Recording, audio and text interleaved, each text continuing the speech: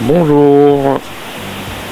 Alors je vous fais une petite vidéo aujourd'hui pour vous parler d'un petit sujet donc sur les finances. Bon, je rappelle, je suis pas conseiller financier, mais bon, je vous engage à faire vos propres recherches.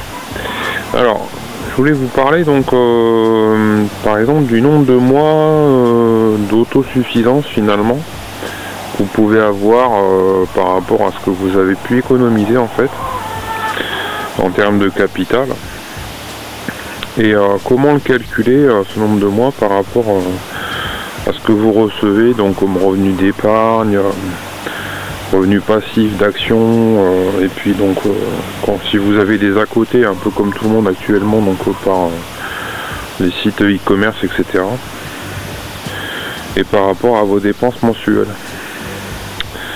Donc en fait ce qu'il faut faire donc c'est un calcul assez simple. Mais je vais montrer plus tard, donc effectivement bon, ça pose un problème quand même de réalisme du calcul. Effectivement bon, il y a pas mal de marchands de rêve qui vous proposent des choses sur internet, mais quand même il faut quand même passer le cap de la réalité. Donc en fait il suffit de faire comme calcul, c'est une division. On va faire donc le capital total, donc les liquidités, divisé par la différence entre les dépenses mensuelles et vos revenus donc passifs et personnels. Donc tout ce que vous avez comme à côté éventuellement de votre travail salarié. Et donc ça vous donne votre nombre de mois finalement d'autosuffisance, d'autofinancement. Mais par contre, ce à quoi il faut faire très attention, ce que disent pas effectivement tous ces gens qui vous vendent effectivement du rêve sur internet, c'est que quand votre capital diminue, quand votre capital total diminue, avec le fait que si vous piochez finalement dans votre capital, vos revenus passifs ils vont diminuer d'autant. Et donc en fait la formule est plus valable puisque votre nombre de mois d'autosuffisance va diminuer d'autant.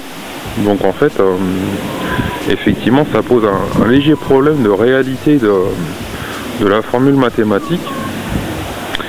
Et donc faut faire très attention à ce qu'on vous vend sur internet par rapport à finalement la réalité des choses.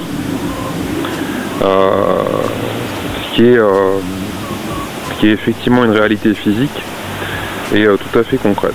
Donc je vous engage à faire vos propres recherches.